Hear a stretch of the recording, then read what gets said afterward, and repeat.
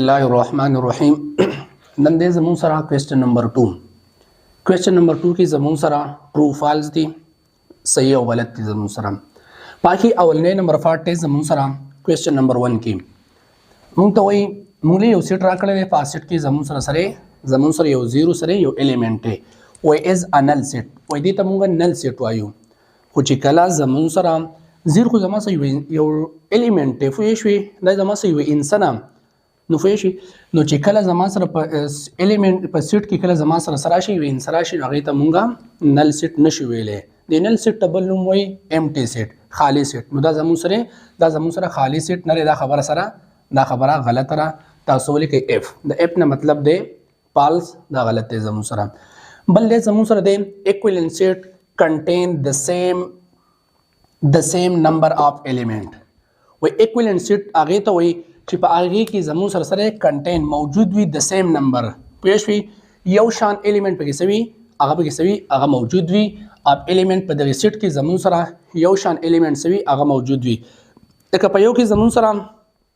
فار ایگزامپل مونږ راکړی 1 2 3 په ریبل کې زما سره 1 2 3 ای پښ دې ته موږ ایکویلنٹ سیټ وایو دا غي نمبر به صحیح هغه به سیم وي دا خبره صحیح ده دا سوال کې دا ټی ولیکئ خام بل دې زموږ سره دی the cardinality of the set of positive integer infinity cardinal of the set of positive integer وای زموږ سره هغه cardinal set چې باقي زموږ سره سوي positive سوي integer وي باقي زموږ سره positive in سی وي پېښ وي هغه زموږ سوي هغه infinity دا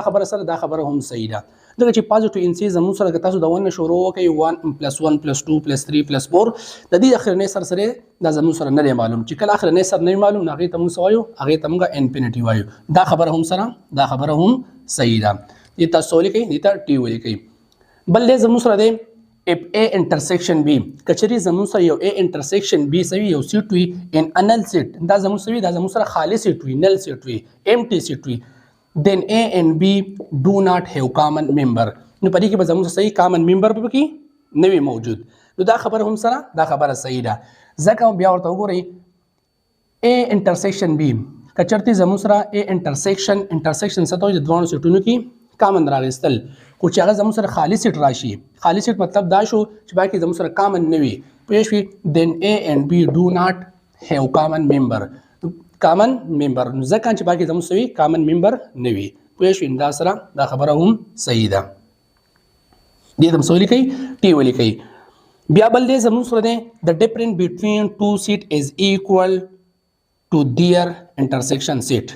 the difference between two set او چې کله موږ د دوو سیټونو ډیفرنس واخلو پوه شئ لکه a نه موږ b ماینس کو پوه شئ لکه a ماینس b د دوه سیټونو موږ سواخلو ډیفرنس والو وای دا برابر وي دا غي د انټرسیکشن سیټ انټرسیکشن خو دې ته وي چې په دوه کې زموږ سره کامن موجود وي